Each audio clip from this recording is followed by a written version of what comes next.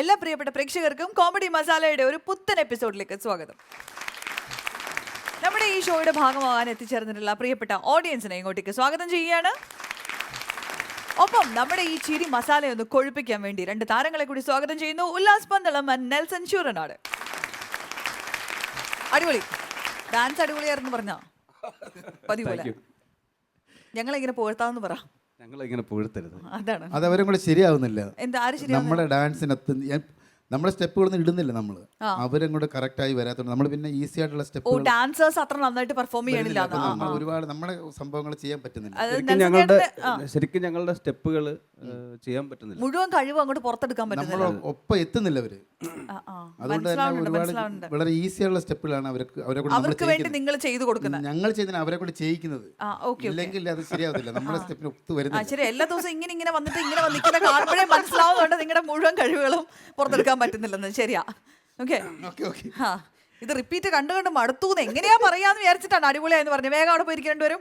Come on come on come on, go to your seats. Thank you. ഒന്നും മിണ്ടണ്ടായിരുന്നു.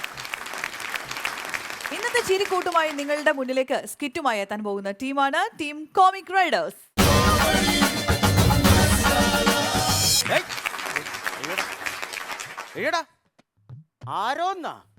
ആരാ കല്യാണമാണെന്ന് അറിഞ്ഞുകൂടാതാണ് അവിടെ വന്ന ഡെക്കറേഷനും കാര്യങ്ങളൊക്കെ നടത്തിക്കൊണ്ടിരിക്കുന്നത്.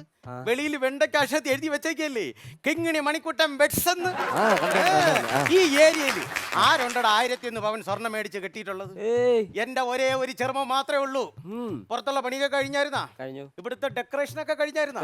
പൈസയൊക്കെ കിട്ടിയായിരുന്നാ? കിട്ടി. പിന്നെ ഒലിപ്പിക്കാതെ പോ, ചെല്ല്. പിന്നെ കല്യാണമേ കൂടാൻ പറ്റിയില്ല. ആദ്യരാത്രികളും രാത്രി എന്ന് പറയാനുള്ള ആരോഗ്യം നിനക്കുണ്ടാ? രാത്രി എന്ന് പറയാനുള്ള ആരോഗ്യം ഉണ്ടാ? ആ ചെറുക്കനെ പറഞ്ഞു വിടണ്ടായിരുന്നു. 6 മണി കഴിഞ്ഞാൽ കണ്ണിനും കാഴ്ച കുറവാണ്. ഈ ഗുളിക എവിടെ വെച്ചേക്കുന്നു? ആ ഗുളിക എന്തിയാടി? എടി ആ ഗുളിക എന്തിയാടി? ഇതെന്റെ 100ാമത്തെ മോഷണമാണ്. പല കല്യാണ വീടുകളിലും കയറി ഞാൻ മോട്ടിച്ചിട്ടുണ്ട്. പക്ഷേ 1001 പവൻ മോട്ടിക്കാനുള്ള ഒരു ഭാഗ്യം എനിക്ക് ഇന്നാണ് കിട്ടിയത്. മനസ്സിലായില്ല? എൻ്റെ കൂടെ വന്നവ എവിടെ പോയി? എൻ്റെ ഒരു ശിഷ്യൻ ആ ഹോട്ടൽ വരെ അവ എൻ്റെ കൂടെ ഉണ്ടായിരുന്നതാണ്. പിന്നെ കാണാനില്ല.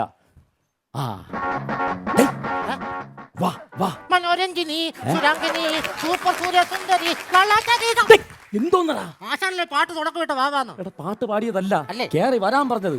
നിനക്കറിയാല്ല, കള്ളന്മാര് മോട്ടിക്കാൻ പോകുമ്പോ ഇങ്ങനെ മന്ദം മന്ദം പൂച്ച നടക്കും പോലെയാണ് നടക്കാനുള്ളത്. അപ്പൊ ഞാൻ നടന്ന് കാണിക്കാം. നീ സാധാരണ എങ്ങനെയാണ് നടന്നത്? ഇന്നലെ വരെ എങ്ങനെയാണ് നടന്നത്? അതുപോലെ നടന്നാ മതി. നിനക്കറിയാല്ല, ഇതെന്റെ 100ാമത്തെ മോഷണമാണ്. ആശാന്റെ 100ാമത്തെ മോഷണം പ്രമാണിച്ച് എന്റെ വക ഒരു സർപ്രൈസ് ഉണ്ടായിരിക്കും. അതിന് ഞാൻ മത്സരത്തിലൊന്നും പങ്കെടുത്തില്ലല്ലോ. ഫസ്റ്റ് പ്രൈസ് മേടിക്കേ? ഫസ്റ്റ് പ്രൈസ് അല്ല, സർപ്രൈസ്. ഓ, സർപ്രൈസ്. പിന്നെ വേറൊരു കാര്യം, നമ്മൾ ഇവിടെ വന്ന എന്തിനാണെന്ന് അറിയാല്ല, ഇവിടെ മൊത്തം തൂത്ത് വാരാനാണ്. നീ എവിടെ പോണ്? ചൂലെടുക്കാൻ പോ, തൂത്ത് വാരണ്ടേ? അതല്ല, ഇവിടുന്ന് പണവും പണ്ടൊക്കെ ഈ ചാക്കിനകത്ത് തൂത്ത് വാരി കൊണ്ട് പോണോന്ന്. ആശാനെ, ഇവിടെ കംപ്ലീറ്റ് ഇരുത്താണല്ലോ ആശാനെ, ഇരുത്ത്. ഞാൻ ഒരു കാര്യം ചെയ്യാം, അയ്യപ്പ സൗണ്ട്സിനെ വിളിച്ച് ഇവിടെ മൊത്തം ഹാലജം കെട്ടിത്തരാൻ പറയാം.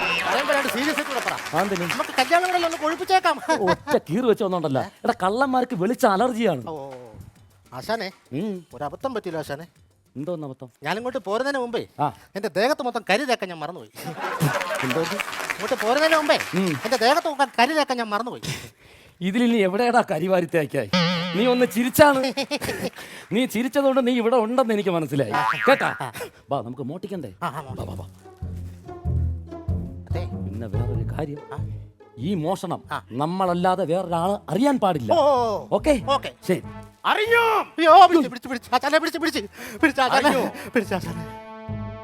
എന്നെ പറ്റിക്കാമെന്ന് വിചാരിച്ചല്ലേ? അങ്ങനെ എന്നെ പറ്റിച്ചിട്ട് പോകാമെന്ന് വിചാരിച്ചല്ലേ? എന്താണ് സംഭവം എന്ന് വ്യക്തമായിട്ട് ഞാൻ അറിഞ്ഞു. സംഭവം എന്താണെന്നറിയാം? കിങ്ങിണിയുടെ കൂട്ടുകാരെ ഒരു സാധനം മേടിച്ച് റിസപ്ഷൻ കഴിഞ്ഞ് അടിക്കാൻ വേണ്ടി അലമാരയുടെ ഇടയിൽ കൊണ്ടുവച്ച് അത് ഞാൻ കണ്ടുപിടിച്ചു.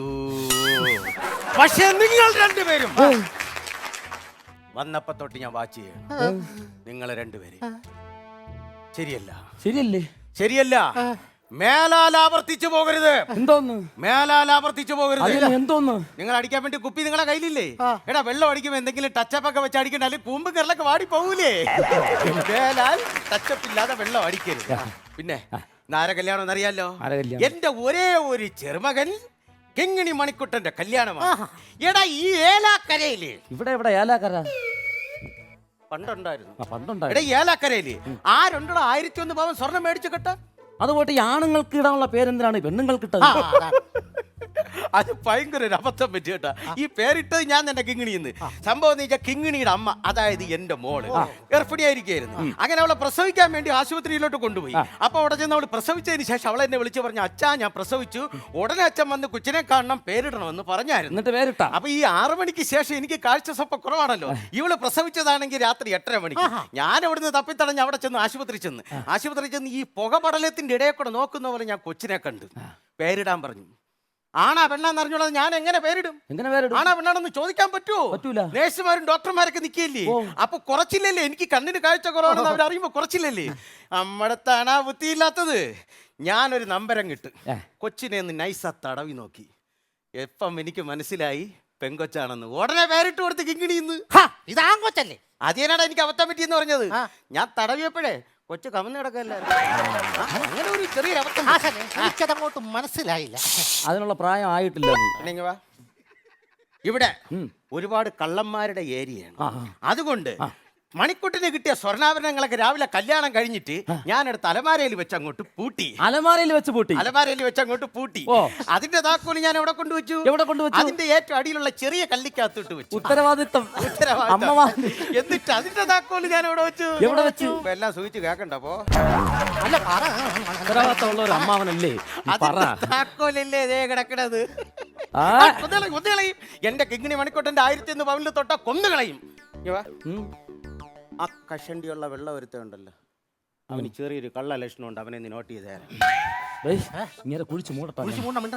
അദ്ദേഹത്തിന്റെ അരയിൽ താക്കോലിരിപ്പുണ്ട്. നമുക്കത് എടുത്തിട്ട് ഇവിടെ ഉള്ള സാധനം തൂത്ത് വരക്കൊണ്ട് പോവാം. ഒരു കുഞ്ഞും കണ്ടുപിടിക്കത്തില്ല. കണ്ടുപിടിക്കും. വീണ്ടും പൊളിഞ്ഞു. കണ്ടുപിടിക്കൂലെന്ന് വിചാരിച്ചല്ലേ? കണ്ടുപിടിക്കും. അത്തരക്കാരല്ല, മനഃപൂർവ്വമാണ്. കണ്ടുപിടിച്ചിരിക്കും ഞാൻ. രമണിയുടെ ഇളയ മോനാണ് അത് ചെയ്തത്. എന്തോന്നു? എന്റെ ഷുഗറിന്റെ ഗുളി ഇവിടെ എടുത്ത് മാറ്റിയത് ഞാൻ കണ്ടുപിടിക്കും. കഴിച്ചില്ലെങ്കിൽ സമയത്തിന് കഴിച്ചില്ലെങ്കിൽ ചെറിയൊരു വിറയലുണ്ട്. ആ കറുത്തുരുണ്ട് ആ കോങ്കണ്ണ് മറ്റേ ഉണ്ടക്കണ്ണൊക്കെ ഒരുത്തുണ്ടല്ലോ, അവന് ചെറിയൊരു കള്ള ലക്ഷണം ഉണ്ടെന്ന് നോട്ട് ചെയ്ത ആഭരണമൊക്കെ ഇരിക്കും.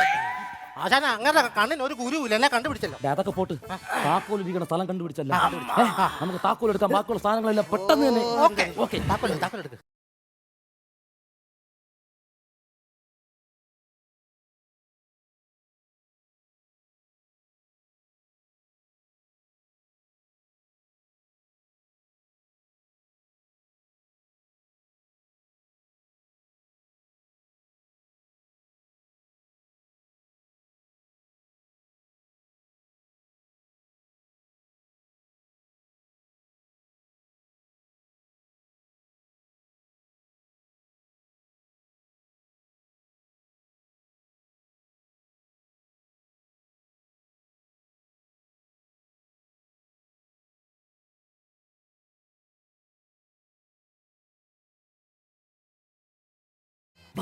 കിട്ടിയോ? കിട്ടി. എങ്ങോട്ട് പോവാം? ഇവിടെ വിളിച്ചിരിക്കാം. പെണ്ണും ചെറുക്കനും ഇപ്പൊ ഇങ്ങോട്ട് എത്തും. അവർ നമ്മളെ കാണണ്ട. ഇവിടെ വിളിച്ചിരിക്കാം.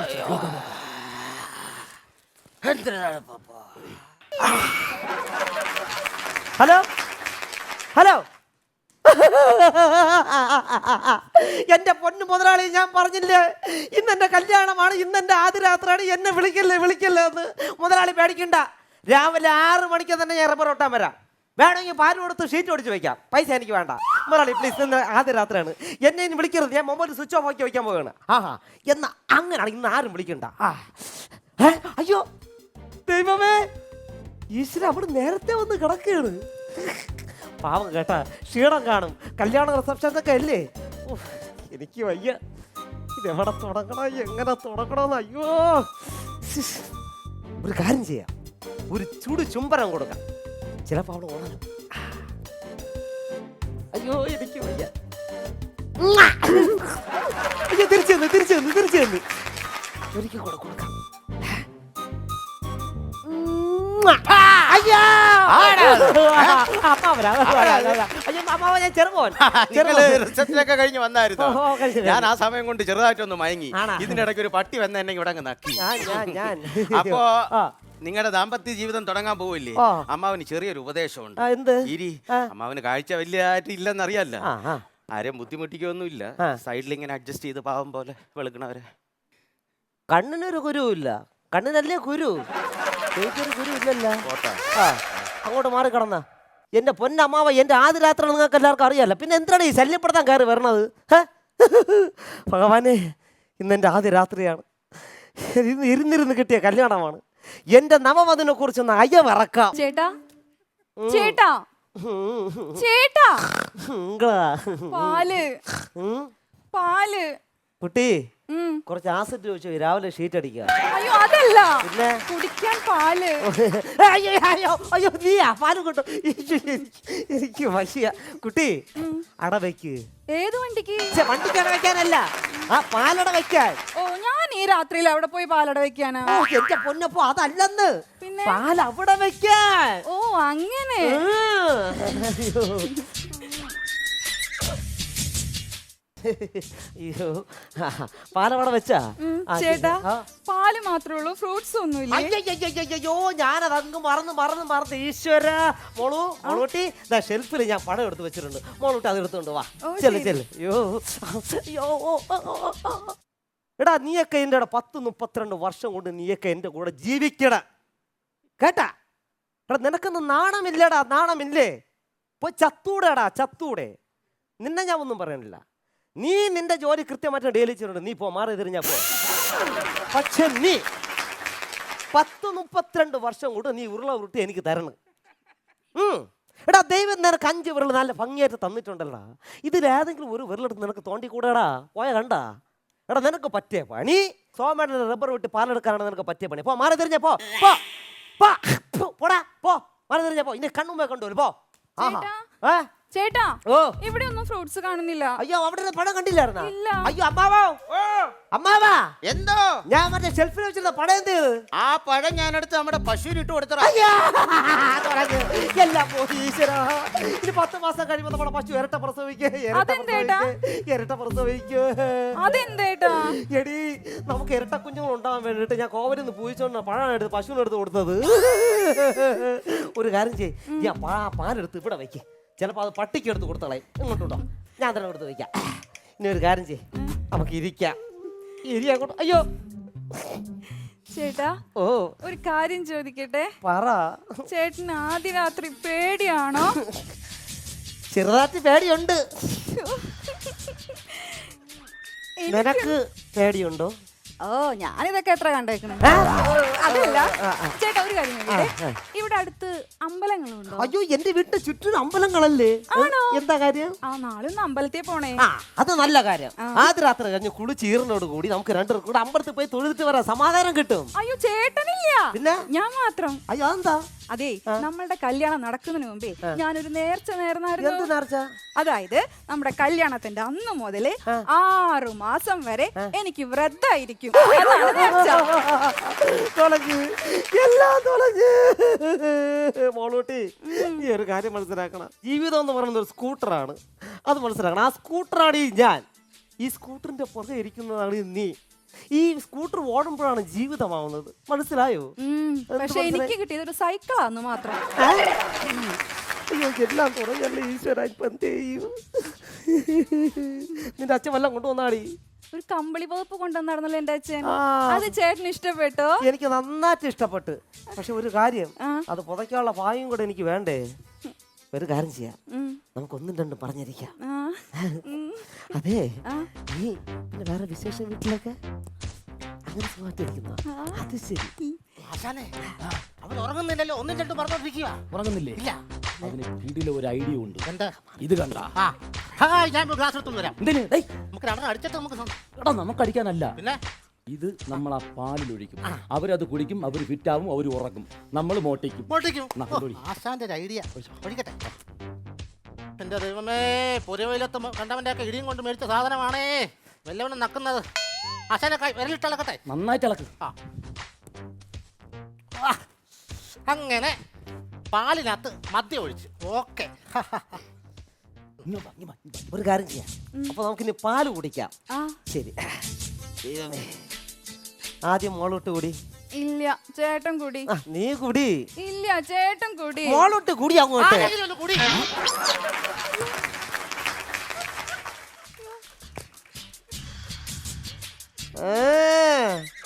നീ ശബ്ദം മാറ്റി പറഞ്ഞത് കൂടെ ആദ്യം ഞാൻ കുടിക്കാം.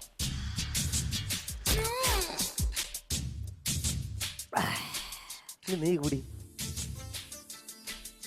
കുടി, കുറച്ചുകൂടെ കുടി. കറക്റ്റാ കുടി.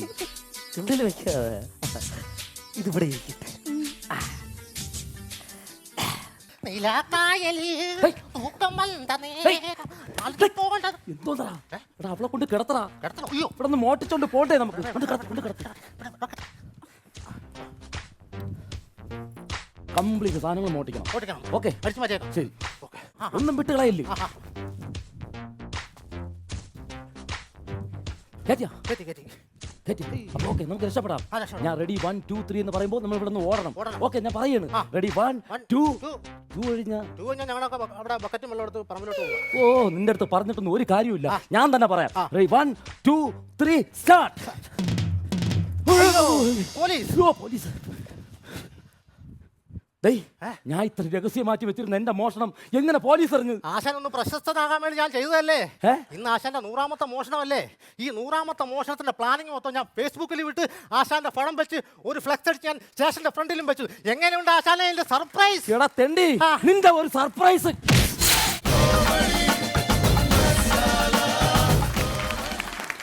കല്യാണ വീടും ഈ മണിയറയും ഒക്കെ കാണുമ്പോൾ തന്നെ നമുക്കറിയാം ഒരു ഉഗ്രൻ കോമഡിയാണ് വരാൻ പോകുന്നത് എന്നുള്ളത്. അപ്പോൾ ആ ഒരു എക്സ്പെക്ടേഷൻ നമുക്ക് ഉണ്ടായിരുന്നു. എന്തായാലും നമ്മുടെ എക്സ്പെക്ടേഷൻ നിങ്ങൾ ഒത്തിരി താഴെ കളഞ്ഞില്ല. ഞങ്ങൾ നന്നായിട്ട് എൻജോയ് ചെയ്തു. നല്ല രസമുള്ള സ്കിറ്റ് ആയിരുന്നു. ചേട്ടാ നന്നായിരുന്നു, വളരെ ഗംഭീരമായിരുന്നു. ഒരു 2-3 സിനിമയാണ് ഇത് കണ്ടപ്പോൾ എനിക്ക് ഓർമ്മ വന്നത്. ഒന്ന് നമ്മുടെ മീശമാധവൻ അരഞ്ഞാണപ്പെട്ടിക്ക് അത് നല്ല രസമുള്ള scene-ആയിരുന്നു. നല്ല രസമുള്ള നല്ല ഭംഗിയായിട്ട് നിങ്ങളത് ചെയ്തു. പിന്നെ നമ്മുടെ ഈ രാംജി റാവ് സ്പീക്കിംഗ് സിനിമയിൽ 2 കള്ളന്മാർ മുഖംമൂടിയിട്ട് വരുന്നു. മുഖംമൂടി എന്നില്ലെങ്കിലും നല്ല രസമായിട്ട് അവർ രണ്ടും നല്ല കോമ്പിനേഷൻ അടിപൊളിയായിരുന്നു. അജുവർക്ക് സ്നേഹത്തിന് പിന്നെ പറയേണ്ട കാര്യമില്ല. അജുവർക്കിൻ്റെ ബിജു വർക്ക് നന്നായിരുന്നു. എല്ലാവരും കൊണ്ടും നല്ല ഗംഭീരമായ ഒരു സ്കിറ്റായിരുന്നു. ഇല്ല ചേട്ടാ സൂപ്പറായിരുന്നു. നല്ല കോമഡിയും നല്ല ക്ലൈമാക്സ് ഒക്കെ ഉണ്ടായിരുന്നു. നെൽസൺ പറഞ്ഞ പോലെ എല്ലാം കറക്റ്റായിരുന്നു. ഡെനീഷിനെ എടുത്തു പറയാനായിട്ട് ഇന്ന് ഡെനീഷിൻ്റെ കുറേ ആക്ഷനും മുഖത്ത് കുറേ ഭാവങ്ങളൊക്കെ കള്ളന്മാരുടെ ആ ഇരുട്ടത്ത് തപ്പി നടന്നതെല്ലാം നല്ല സൂപ്പറായിട്ടുണ്ടായിരുന്നു. മൊത്തത്തിൽ അടിപൊളിയായിരുന്നു. ഇപ്പൊ നമ്മൾ ഈ സ്കിറ്റിനകത്ത് കണ്ടു ഫേസ്ബുക്കിലിട്ട് ആണ് പോലീസ് അറിഞ്ഞത് എന്നുള്ള കാര്യം. നമ്മൾ സ്കിറ്റിനകത്ത് കാണുമ്പോഴേക്കും ഓർക്ക് ഏതായാലും കള്ളന്മാരെന്തായാലും ഫേസ്ബുക്കിലിട്ട് മോഷ്ടിക്കാൻ പോലും. പക്ഷേ ഈ അടുത്ത കാലത്തായിട്ട് ഈ സോഷ്യൽ മീഡിയ സഹായിച്ചിട്ട് ഇവരുടെ ലൊക്കേഷൻ ട്രാക്ക് ചെയ്തിട്ടും അല്ലെങ്കിൽ ഇവരുടെ ചില അപ്ഡേറ്റ്സ് കണ്ടിട്ട് ഇങ്ങനെ പിടിച്ചിട്ടുള്ള ഒരുപാട് കേസുകളുണ്ട്. അല്ലെങ്കിൽ അടുത്ത കാലത്തായിട്ട് ഈ ഫേസ്ബുക്കിലൂടെ നമ്മൾ ചെയ്യണ കാര്യങ്ങളുടെ ഒരു ചെറിയ കാര്യമായിരിക്കും, ചിലപ്പോൾ മോഷ്ടിക്കാൻ പോയ സമയത്ത് എടുത്തൊരു ഫോട്ടോ ആയിരിക്കും അല്ലെങ്കിൽ ഒരു സെൽഫി ആയിരിക്കും. ഇങ്ങനെ പല പല കാര്യങ്ങൾ കൊണ്ട് പല സംഭവങ്ങളും തെളിയിക്കപ്പെടുന്നുണ്ട്. അപ്പം അതുകൊണ്ട് നമ്മൾ കോമഡിയിൽ കാണിക്കുമ്പോൾ കുറച്ച് എക്സ്ട്രാ കൈ നിടുമെങ്കിലും പക്ഷെ ഇതിനകത്തൊരു റെലവൻസ് ഉള്ള സംഭവം തന്നെയാണ്. അല്ല, അത് ആ കഥാപാത്രം ആദ്യം മുതലേ മണ്ടനാണല്ലോ. അപ്പോൾ പിന്നെ അപ്പൊ അതുകൊണ്ട് എന്തും ചെയ്യാമല്ലോ, പുള്ളിക്ക് എന്തും ചെയ്യാം. അതുകൊണ്ട് പിന്നെ ആ കാര്യം നമുക്ക് സംശയം വേണ്ട. ആശാനെ പ്രശസ്തനാക്കാൻ വേണ്ടി അതെ എന്തും ചെയ്യുന്നൊരു ശിഷ്യൻ ഫേസ്ബുക്കിലിട്ട് നല്ല പെർഫോമൻസ് ആയിരുന്നു. അത് മാത്രമല്ല പോലീസ് സ്റ്റേഷന്റെ ഫ്രണ്ടിൽ കൊണ്ട് ഫ്ലക്സും ആശാന്റെ ഫ്ലക്സും വെച്ചു. എവിടെ നിന്ന് കിട്ടും നിങ്ങൾക്ക് ഇതുപോലത്തെ ഒരു ശിഷ്യനെ? പിന്നെ സജിക്ക് ഈ സ്കിറ്റിൽ കുറച്ച് പോർഷനിലേ ഉള്ളായിരുന്നു. നമ്മൾ കുറഞ്ഞു കുറച്ചുകൂടി പോയി എന്നുള്ളൊരു പ്രതീക്ഷയല്ലേ? അഭിപ്രായം. ഈ വേഷം ഞാൻ പിടിച്ചു വാങ്ങിയതാണ്. ഒട്ടും ഇല്ലാതിരുന്നില്ല. ഓഡിയൻസ് എന്ത് പറയുന്നു, നിങ്ങൾക്ക് ഇഷ്ടമായോ സ്കിറ്റ്? നല്ല ഹ്യൂമർ ഉണ്ടായിരുന്നു, നന്നായി എൻജോയ് ചെയ്തു. പ്രത്യേകിച്ച് ഈ കല്യാണ ചെറുക്കൻ കുറച്ച് റോളേ ഉള്ളായിരുന്നെങ്കിലും കലക്കി. നന്നായിട്ട് ചിരിപ്പിച്ചു. പിന്നെ അമ്മാവൻ, കള്ളന്മാര്, ഒരുപാട് ഇപ്പൊ പറഞ്ഞ പോലെ ഒരുപാട് സിനിമയിലെ രംഗങ്ങൾ ഓർമ്മ വന്നു. ഞങ്ങൾ എൻജോയ് ചെയ്തു നന്നായിട്ട്. നമുക്ക് ഓഡിയൻസിനോട് ചോദിക്കാം ഇവർക്ക് എത്ര സ്റ്റാർസ് ആണ് കൊടുക്കുന്നത്. സോ ഓഡിയൻസ് എത്ര സ്റ്റാർസ്? 3 സ്റ്റാർസ് ആണ് ഇന്നത്തെ ഇവരുടെ പെർഫോമൻസിന് ഓഡിയൻസ് നൽകിയിരിക്കുന്നത്. അതുകൊണ്ട് ഇവർക്ക് കിട്ടുന്നത് 5000 രൂപയുടെ ഒരു ക്യാഷ് വൗച്ചറാണ്. അപ്പൊ അത് സമ്മാനമായിട്ട് തരാൻ വേണ്ടിയിട്ട് ഞാൻ ഉല്ലാസേട്ടനെ ഈ വേദിയിലേക്ക് സ്വാഗതം ചെയ്യുന്നു. ഉല്ലാസേട്ടാ പ്ലീസ്.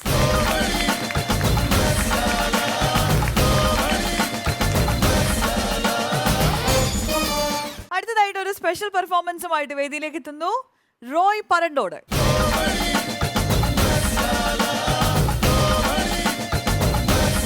നമസ്കാരം റോയ്. നമസ്കാരം. അപ്പോൾ ഒരു പ്രൊഫഷണൽ ആർട്ടിസ്റ്റ് ആണ് റോയ്. ഒരുപാട് വേദികളിൽ പ്രോഗ്രാം ഒക്കെ ചെയ്യാറുള്ള ആളാണ്. അതെ അതെ. അപ്പോൾ ഇന്ന് എന്തൊക്കെയാണ് നമുക്ക് വേണ്ടിയിട്ട് ചെയ്യാൻ പോകുന്നത്? മിമിക്രി എന്ന് കേൾക്കുമ്പോൾ എല്ലാവരും മനസ്സിലോടുന്ന സിനിമാ താരങ്ങളുടെ ശബ്ദമാണ്. അതെ. പക്ഷെ അതിൽ നിന്നൊക്കെ വ്യത്യസ്തമായിട്ടുള്ള കുറച്ച് വോയിസ് ആണ് ചെയ്യാൻ പോകുന്നത്. Very good. കാര്യം പറഞ്ഞാൽ ഞാൻ മിമിക്രി ആർട്ടിസ്റ്റും കൂടെയാണ്. പിന്നെ എൻ്റെ ജോലി എന്ന് പറയുന്നത് ഓട്ടോറിക്ഷ ഡ്രൈവറാണ്. ഞാൻ തിരുവനന്തപുരം സിറ്റിയിലാണ് വണ്ടി ഓടുന്നത്. അപ്പോൾ അതിൽ നിന്ന് തന്നെ നമുക്ക് തുടങ്ങാം. ഓക്കെ. പഴയ കാലത്ത് ഓട്ടോറിക്ഷയിൽ ഒരു എയർ ഹോൺ വെച്ച് ഫിറ്റ് ചെയ്തിട്ടുണ്ട്. അതിപ്പോൾ ചെറുതായിട്ട് മീൻ വണ്ടിയിലുണ്ട്. അതിൻ്റെ ഈ ഓട്ടോറിക്ഷയുടെ എയർ ഹോണിൻ്റെ ശബ്ദവും കേൾക്കാം.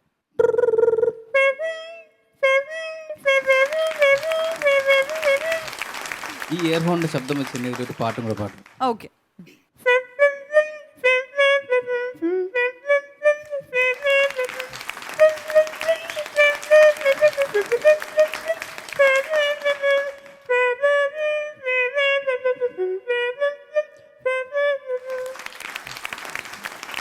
ഇനി ആർക്ക് ചെയ്യാൻ പോകുന്നത് നമ്മൾ ഏറ്റവും കൂടുതൽ നമുക്ക് ശല്യം ഉണ്ടാക്കുന്ന ഒരു കുഞ്ഞു ജീവിയാണ് കൊതുക്.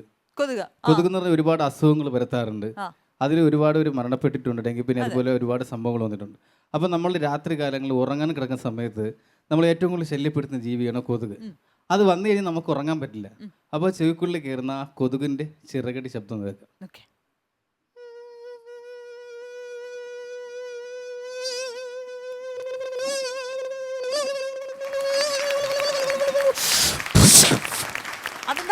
അടിച്ചാൽ കൊന്നു. ഇനി ചെയ്യുമ്പോൾ ഞങ്ങൾ പേയ്മെന്റ് ചിലപ്പോൾ എവിടെയെങ്കിലും പോകാൻ സമയത്ത് ഓടി പോകാറുണ്ട്. പക്ഷെ ഒരു കാര്യം മറക്കും. ഡ്രസ്സ് ചെയ്തൊക്കെ ഇറങ്ങി പോകുന്ന സമയത്ത് പെട്ടെന്ന് നമ്മൾ ഇറങ്ങിപ്പോകും. ജംഗ്ഷനിൽ ചെല്ലുമ്പോഴാണ് നമ്മൾ ആലോചിക്കുന്നത് ഒരു കാര്യം മറന്നു, പാൻറ്റിന്റെ സിബിട മറന്നു. അപ്പോൾ പതുക്കെ എവിടെയെങ്കിലും ചരിഞ്ഞ് നിന്നിട്ട് ഇങ്ങനെ പിടിച്ചാൽ കിട്ടും. ഇനി ഞാൻ ഇട്ട് നീളമുള്ള ടീഷർട്ടിൽ നീളമുള്ള സിബ് വരും. അപ്പോൾ ഇടുമ്പോൾ ഒന്ന് കുടുങ്ങും, പിന്നെ ക്ലിയർ ആകും ആ ശബ്ദം.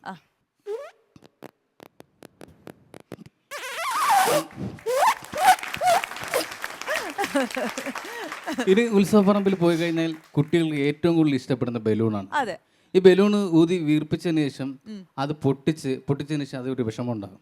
അപ്പൊ ഈ വിഷമം മാറ്റാൻ വേണ്ടിയിട്ട് വേറെ സംഭവം ചെയ്യും. കുട്ടികൾ അതിന്റെ ചെറിയ പീസ് എടുത്ത് ശബ്ദം ഉണ്ടായി കളിക്കാം. അപ്പൊ നമുക്ക് ആ വലിയ ബലൂൺ ആദ്യം ഒന്ന് വീർപ്പിക്കാം.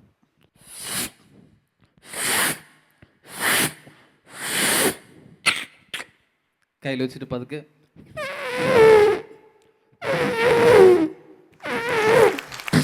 പൊട്ടും.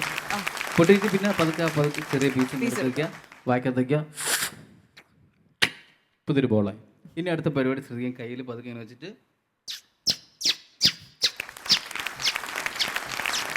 നമ്മളെല്ലാരും ചെയ്തിട്ടുള്ള ഒരു കാര്യമാണല്ലേ. ഇനി പൂച്ചയുടെ പ്രസവം കണ്ടിട്ടുണ്ടോ? പൂച്ചയുടെ പ്രസവം കണ്ടിട്ടുണ്ടോ? ഇല്ല. ഇല്ല. പക്ഷെ എന്റെ ഭാവനയിൽ ഒരു പൂച്ച പ്രസവിക്കാൻ പോകട്ടെ.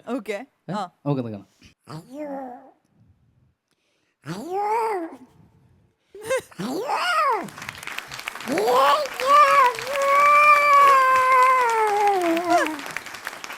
ഇനി ഈ പൂച്ച പ്രസവിച്ചതിന് ശേഷം കുഞ്ഞു പൂച്ചയുടെ താരാട്ട് പാട്ട് പാടും. തള്ളപ്പൂച്ച കുഞ്ഞു പൂച്ച താരാട്ട് പാടും.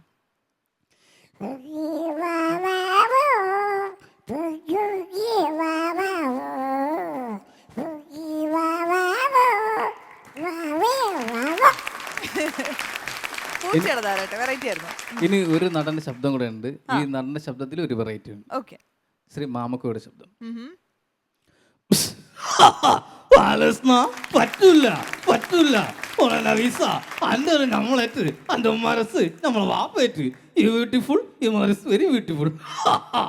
ഇനി ഇതിലൊരു വെറൈറ്റി എന്ന് പറയുന്നത് മാമുക്ക് സ്വന്തമായിട്ട് ട്രെയിൻ ഉണ്ടെങ്കിൽ ഈ മാമുക്ക് ഒരു ശബ്ദത്തിൽ ട്രെയിൻ ഓടിച്ചാൽ എങ്ങനെ ഇരിക്കുന്നു?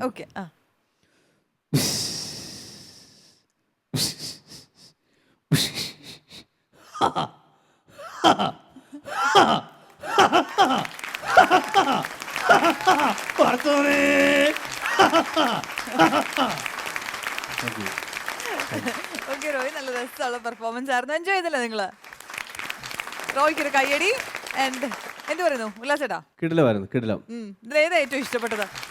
പൂച്ചയുടെ പ്രസവം, പൂച്ചയുടെ താരാട്ടും ഒക്കെ അത് നല്ല ഫീൽ ചെയ്തു. അത് ചിരിക്കാനും ഉണ്ടായിരുന്നു.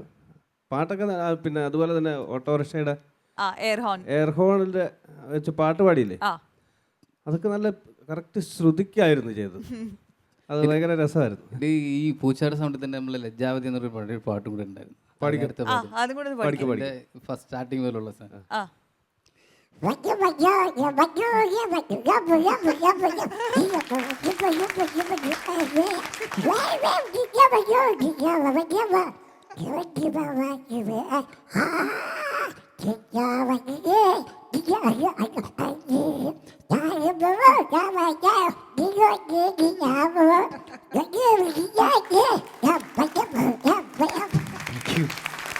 അടിപൊളിയാണ്, അടിപൊളി. ഇതുപോലെ കുട്ടികൾ നമ്മൾ അംഗീകരിച്ചു കൊടുക്കേണ്ട ഒരു കാര്യമുണ്ട് Roy.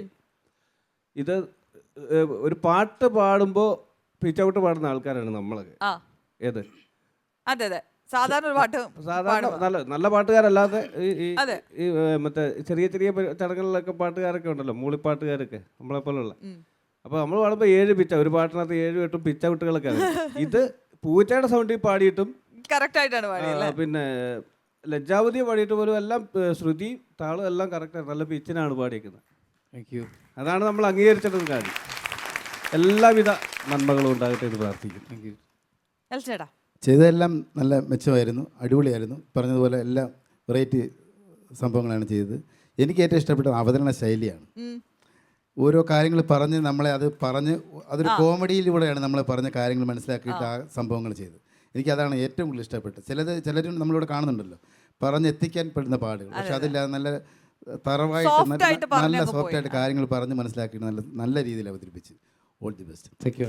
Okay Roy, all the best. അപ്പോൾ എല്ലാവിധ വിജയങ്ങളും ഉണ്ടാവട്ടെ, ആശംസകൾ. Thank you. സംസാരിക്കരുത്. അതല്ല നെൽസാ, പിന്നെ ഉമ്മ വേണമെന്നോ?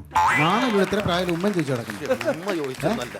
അശ്വതി ഭക്ഷണം ഭക്ഷണം ഇവിടെ വന്ന് ഭക്ഷണം ചോദിക്കാൻ തനിക്ക് നാണാവില്ലേ? ഇവിടെ വല്ല സമൂഹ സദ്യ നടക്കണ്ട? ഞാൻ ഇവിടെ വന്ന് നിങ്ങളോട് ഭക്ഷണം ചോദിച്ചതല്ല, നിങ്ങൾക്ക് ഭക്ഷണം വല്ലതും വേണോന്ന് ചോദിക്കാൻ വന്നതാ.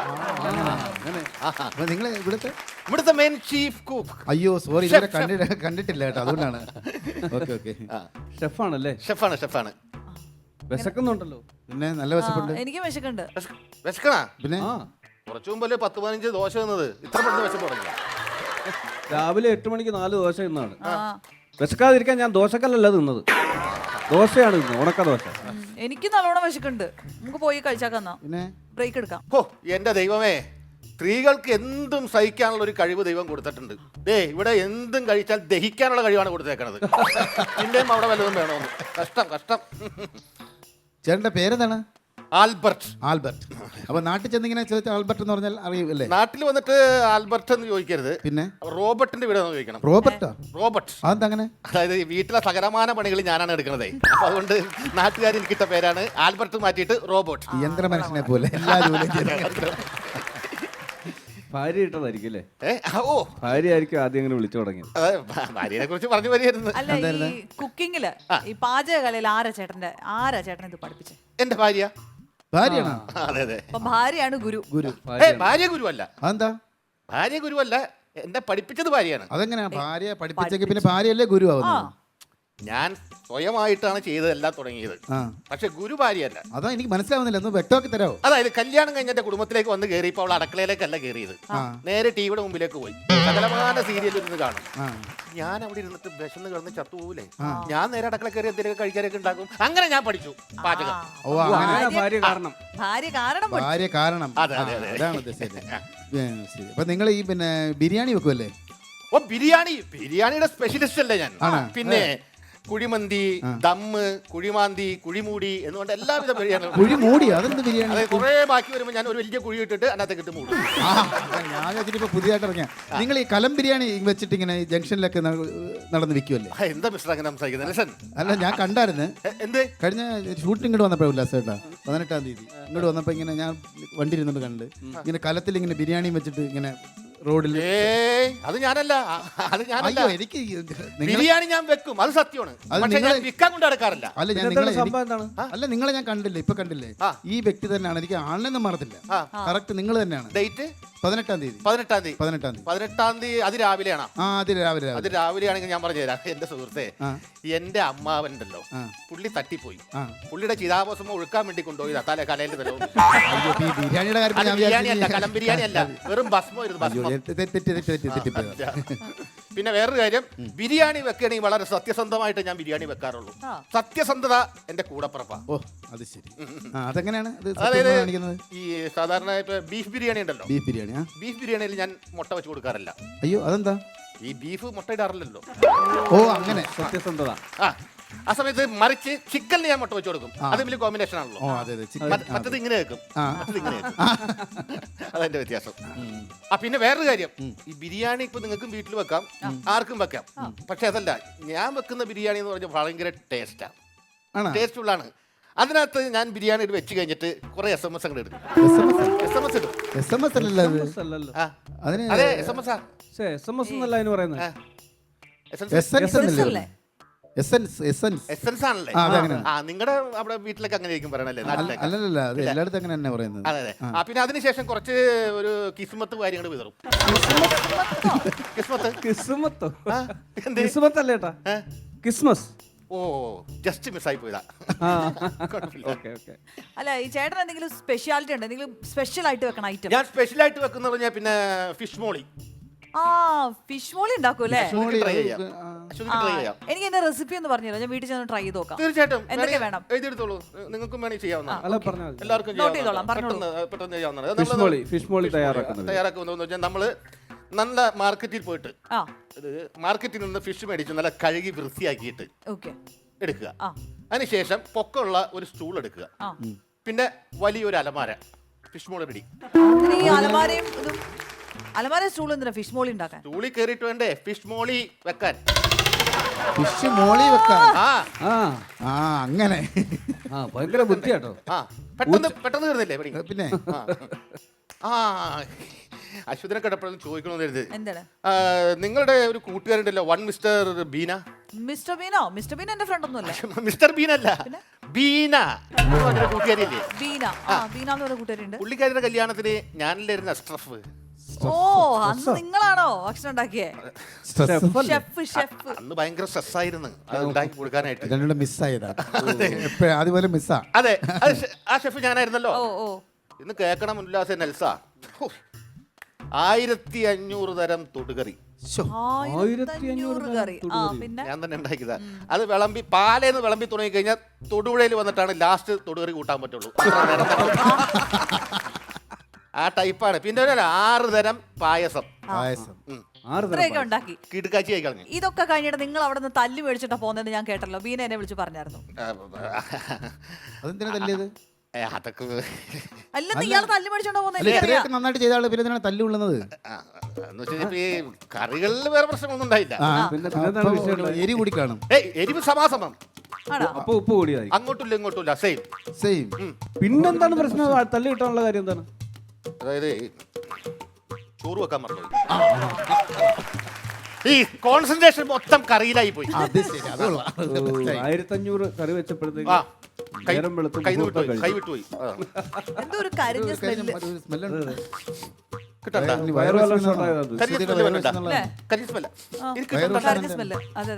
വയറ് ഷോർട്ട് ആയതല്ലേ? വയറ് ഷോർട്ട്. നല്ല പാർട്ടിയാ. നിങ്ങളെ കാണാൻ വേണ്ടി ഭക്ഷണം കഴിക്കണ്ടേന്ന് ചോദിക്കാൻ വേണ്ടി വന്ന് അടക്കളയിൽ അയില വറക്കാനിട്ടേക്കായിരുന്നു, പൊരിക്കാനിട്ടേക്കായിരുന്നു. മൊത്തം കരിഞ്ഞാണല്ലോ ഇപ്പൊ. ആകെ കരിഞ്ഞല്ലേ? കുഴപ്പമില്ല, ഉച്ചക്കലത്തെ ഭക്ഷണത്തോപ്പ് തരാം സ്പെഷ്യലായിട്ട്. ഇന്ന് കരിമീൻ ആയിക്കോട്ടെ, അതുപോലെ കരിമീനാ. എന്തെങ്കിലും ഭക്ഷണം റെഡിയാക്കുക. പിന്നെ വേറൊരു കാര്യം, ഇവിടെ കറങ്ങി ഇതൊക്കെ പരിപാടി കഴിഞ്ഞിട്ട് കറങ്ങി നടക്കാൻ നിൽക്കരുത്. നേരെ വന്നോളണം, 1 മണിക്ക് വന്ന് ഭക്ഷണം കഴിച്ചോളണം. പറ്റത്തില്ല, ഞങ്ങൾ 12:30 ആകുമ്പോൾ വരും. 12:30 ആകുമ്പോൾ ഞങ്ങൾ വരും. വേണ്ട വേണ്ട, ഞാൻ ഉണ്ടാവില്ല, ഞാൻ പുറത്തു പോകും. എനിക്ക് ഭക്ഷണം കഴിക്കണ്ടേ? അത് ശരി. അപ്പൊ ഇവിടുന്ന് കഴിച്ചാൽ പോരെ? ഇവിടെ ഉണ്ടാക്കുന്ന ഭക്ഷണം കഴിച്ചാൽ പോരെ? എവിടെന്ന്? ഇവിടുന്ന് ഞാൻ ഉണ്ടാക്കുന്ന ഭക്ഷണം ഞാൻ കഴിക്കണമെന്ന്? അയ്യടാ മനവേ, എന്നിട്ട് വേണം എന്റെ വയറ് കേടായി ഞാൻ വല്ല ആശുപത്രി പോയി കിടക്കാൻ. ആശുപത്രി പോയി കിടന്ന് നീ സമാനം പറയോ? നഴ്സ സമാനം പറയോ? ഉല്ലാസ സമാനം പറയോ? അശ്വതി സമാനം പറയോ? എനിക്ക് കുഞ്ഞുങ്ങളില്ലേ, കുട്ടികളില്ലേ, എനിക്ക് കുടുംബമില്ലേ, വീടില്ലേ? ഭക്ഷണം കഴിച്ച് ചത്തു കഴിഞ്ഞാ പറഞ്ഞൊരു അതിരില്ലേ ഇവിടെ നിന്ന് ഭക്ഷണം കഴിക്കാനേ? അയ്യോ, കോമഡി മസാലയിലെ ഇന്നത്തെ ചിരി കാഴ്ചകളൊക്കെ ഇവിടെ അവസാനിക്കുകയാണ്. കൂടുതൽ പുതുമകളുമായി നമുക്ക് കണ്ടുമുട്ടാം നെക്സ്റ്റ് എപ്പിസോഡ്.